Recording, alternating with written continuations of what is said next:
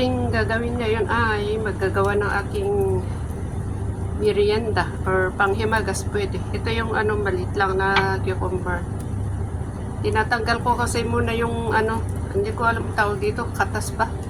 Yan, ganyan. Medyo mapait kasi sa akin kung hindi ko tanggalin yung ganyan. Both side, oh. Yan. Siyempre, mamaya hugasan ko. Yan, oh.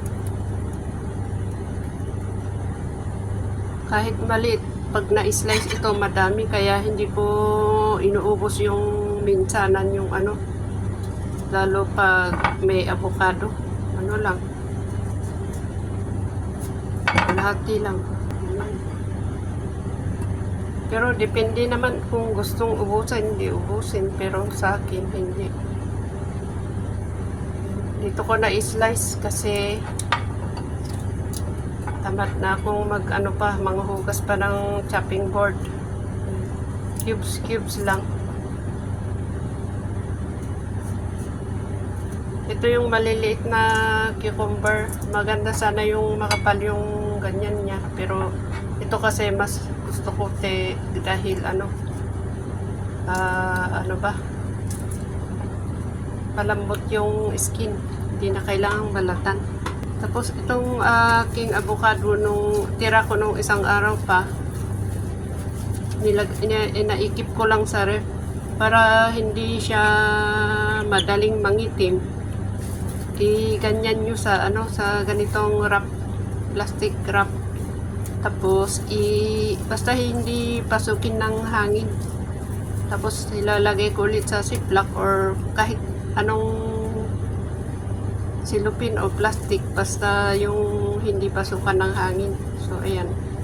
Pag medyo nangitim dito, siyempre hindi siguro masyadong nabalot, kaya napasukan ng hangin. So ayan.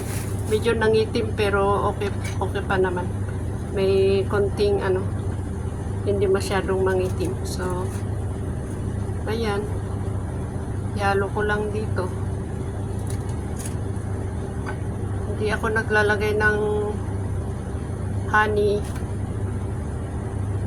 o kung ano-ano. Pwede lagyan ng lemon, ng konti para hindi mangitim, lalo pag hindi ubusin agad-agad. So, ayan. Ganyan lang siya. Panghimagas or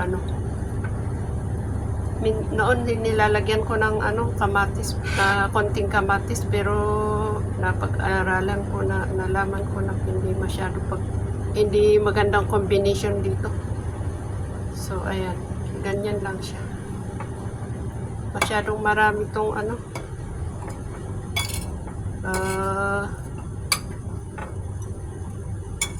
pwede yung lagyan ng honey, pero ayaw ko din.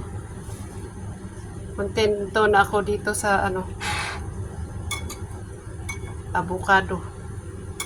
Lagyan ko pa ng honey, di mas lalong daming loads masyado.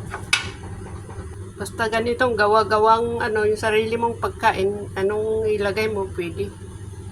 Basta yung naaayon sa yung hindi nakakakontra sa tiyan. Konti lang na lemon para hindi mangitim yung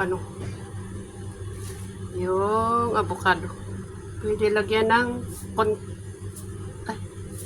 ano ba? Konting asin lang. Konting paminta pwede. Pero yung olive oil at saka yung mga dahon-dahon hindi ako na naglalagay.